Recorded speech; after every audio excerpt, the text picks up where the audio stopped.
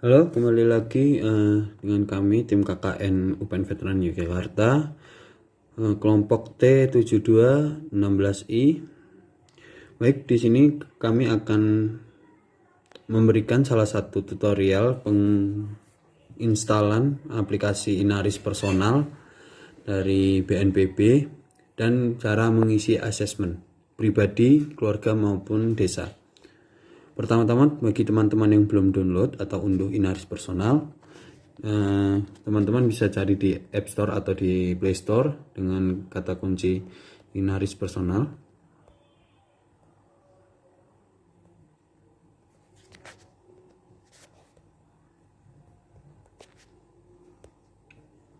Nah, ketika sudah kita install,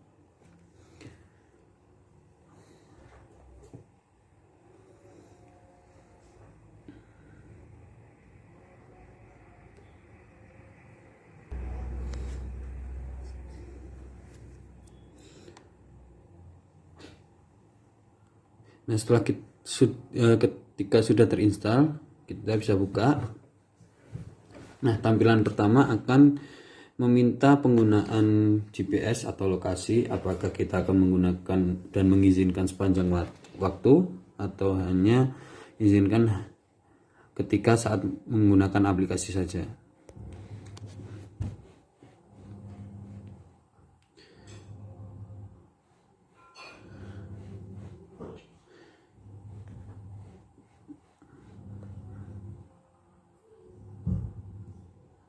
Nah, berikut merupakan salah satu tampilan utama ya dari Inaris Personal. Jadi Inaris Personal ini merupakan salah satu aplikasi yang berfungsi sebagai untuk mengetahui info tentang adanya bencana di Indonesia. Nah, bencana-bencana di Indonesia ini diklasterkan atau dikelompokkan dalam bencana yang sering terjadi di Indonesia. Untuk saat ini sudah ditambahkan dengan layer bahaya COVID-19. Nah, sebelumnya ada gempa bumi, ada banjir bandang, tanah longsor, tsunami, dan letusan gunung api. Nah, kita coba ketuk di COVID-19. Nah, di COVID-19 di daerah saya itu di sekitaran Kecamatan Ngemplak, Yogyakarta, itu berwarna merah, yang berarti bahwa COVID di sini tergolong tinggi bahayanya. Kemudian ada gempa bumi, kuning, banjir, hijau atau aman dari banjir bandang, tanah longsor, tsunami, dan letusan gunung api.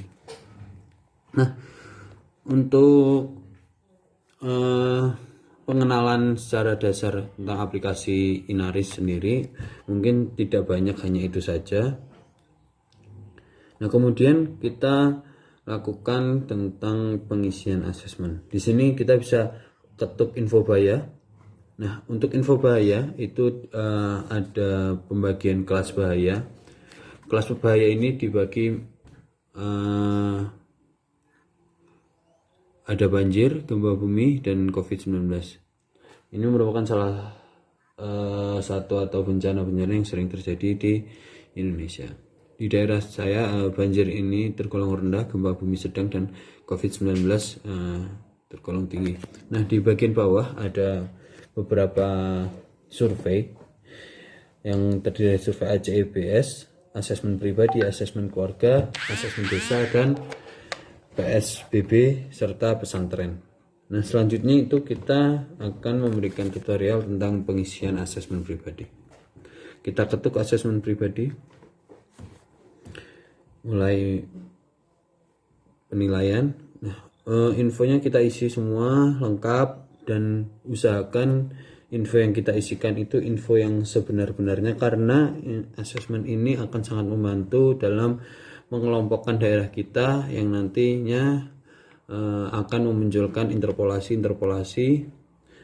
di daerah sekitar rumah kita. Walaupun interpolasi ini sangat kasar, tapi bisa dibilang akurasinya cukup akurat, karena interpolasi yang dilakukan pada layar bahaya COVID ini berdasarkan pasien terdampak COVID-19 yang datanya didapatkan dari puskesmas atau rumah sakit daerah setempat. Oke, kita lanjutkan ke asesmen pribadi. Mulai penilaian. Nah, di sini kalian isikan, teman-teman isikan data-data teman-teman dari nama sampai kelurahan. Oke, ketika teman-teman sudah mengisi data-data pribadi, kita bisa langsung next. Nah, di halaman selanjutnya kita akan memulai untuk mengisi kuesioner atau survei. Yang pertama itu ada potensi tertular di luar rumah. Kita isi. Nah, ketika kita sudah isi, kita next. Selanjutnya, karena ini tutorial, saya akan memperagakannya secara acak aja.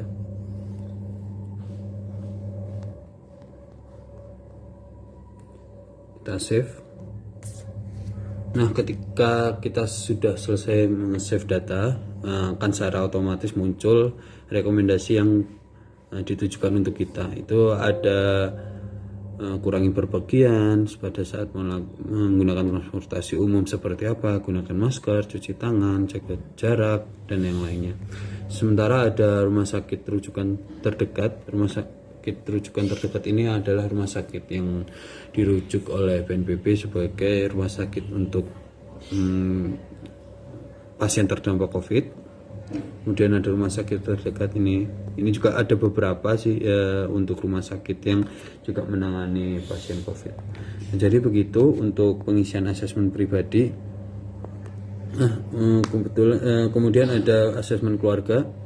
Nah, asesmen keluarga ini di lingkup keluarga dan asesmen desa ini di lingkup desa atau kelurahan. Nah, mungkin dari teman-teman di sini bisa ikut menyebarkan penggunaan Inaris sendiri ya, karena aplikasi dari Inaris ini sangat bermanfaat dan untuk membantu mengetahui seberapa besar sih potensi COVID di wilayah kita, sehingga kita juga akan tahu penanggulangannya seperti apa. Mungkin seperti itu tutorial yang bisa kami berikan untuk teman-teman semua, dan yang menonton video ini kami ucapkan terima kasih sekali lagi. Jangan lupa disebarkan info ini karena bermanfaat. Monggo buat teman-teman, saudara, tetangga, dan keluarga. Terima kasih. Assalamualaikum warahmatullahi wabarakatuh.